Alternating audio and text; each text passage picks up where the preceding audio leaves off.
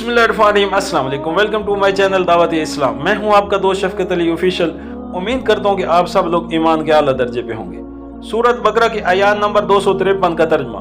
ये रसूल जो हमारी तरफ इंसानों की हिदायत पर ममूर हुए, हमने इनको एक दूसरे से बढ़ चढ़ कर मर्तबे अदा किए। उनमें से कोई ऐसा था जिससे खुदा खुद हम कलाम हुआ, किसी को उसने दूसरी हसीतों से बुलंद दर्जे दिए। और आखिर में ईसा इब्ने मरियम को रोशन निशानी अता की और रूह पाक से उसकी मदद की। अगर अल्लाह चाहता तो मुमकिन न था कि उन रसूलों के बाद जो लोग रोशन निशानियां देख चुके थे वो आपस में लड़ते, मगर अल्लाह की मशीयत ये न थी कि वो लोगों को जबरन इख्तलाफ से रोके।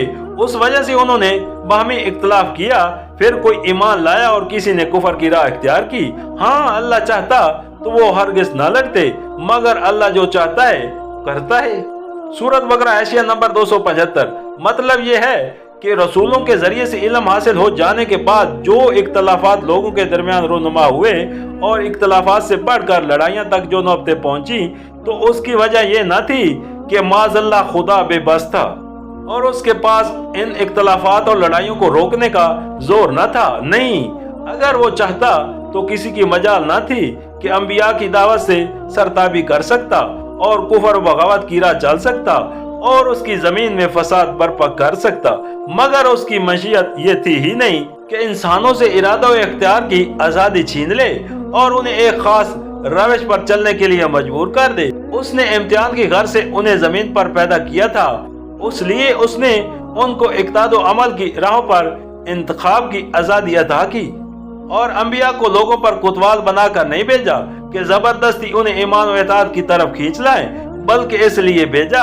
कि दलाइल और बयानात से लोगों को रास्ते की तरफ बुलाने की कोशिश करें। बस जिस कदर इख्तलाफात और लड़ाइयों के हगा में हुए वो सब उस वजह से हुए कि अल्लाह ने लोगों को इरादा की जो आज़ादी अता की थी उससे काम लेकर लोगों ने ये मुख्तलिफ राहें इख्तियार कर ली, ना उस वजह से कि अल्लाह उनको रास्ते पर चलाना चाहता था, मगर माज़अल्लाह उसे कामयाबी ना हुई।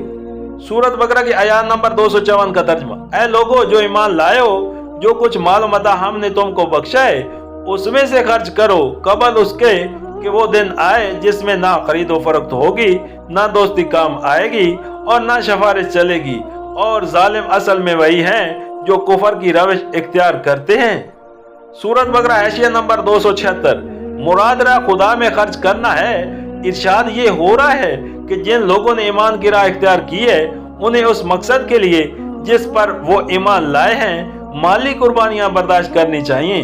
सूरत बकरा एशिया नंबर 277। यहाँ कुफर की रविश इख्तियार करने वाला से मुराद या तो वो लोग हैं जो खुदा के हुक्म की इताअत से इनकार करें और अपने माल को उसकी खुशनुदी से अजीज तर रखें, या वो लोग जो उस दिन पर इक़दार न रखते हों जिसके आने का खौफ दिलाया गया है, या फिर वो लोग जो उस ख्याल खाम में मुब्तला हों कि आखिरत में उन्हें किसी न किसी तरह निजात खरीद लेने का और दोस्ती और सिफारिश से काम निकाल ले जाने का मौका हासिल हो ही जाएगा।